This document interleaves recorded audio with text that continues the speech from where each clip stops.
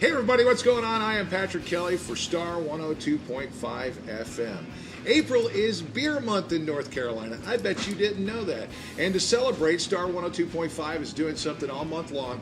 Every Thursday, we're going to do a little something called Thursday Thursdays, and we're going to be celebrating North Carolina beer.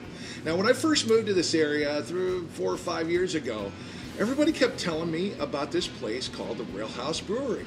Turns out that they are becoming a global phenomenon. North Carolina beer right here in the heart of the Sandhills. It is the Railhouse Brewery. And with me today is Scott. He is one of the owners of the Railhouse Brewery. Scott, why don't you give me a little bit of the history of the Railhouse Brewery?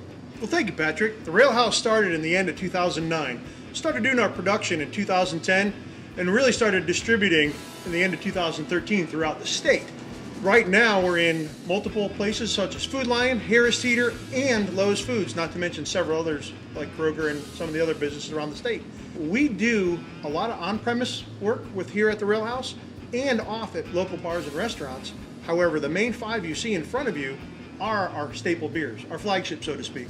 And you notice in the middle, one of our biggest tie-ins as a veteran-owned organization with Mike and Brian starting it, both Navy and Army, and myself as Army.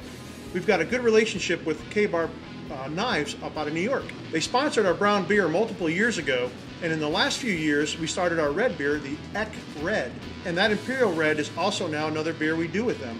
Both of them have the knife-style tap handles that they make for us. That's pretty cool. Okay, now that we know a little bit of the history about the brewery itself, it's time to learn about the beer that's actually in the bottles. And joining me now is one of the brewers here at the Railhouse Brewery. Dan, please explain to me, tell us a little bit about the beer that's actually in the bottles here. Absolutely, Patrick. I'd be happy to. So we'll start with our oatmeal stout.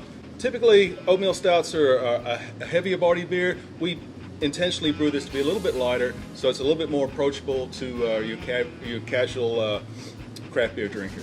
This is our FCA IPA. This is a little bit more malt forward than typical West Coast IPAs. It's more of an English IPA, a little stronger in ABV. This is our KBar Brown Ale, and this is my particular favorite. This is our version of an American brown ale. You would find a strong caramel and deep nut flavor with this beer. It's very enjoyable.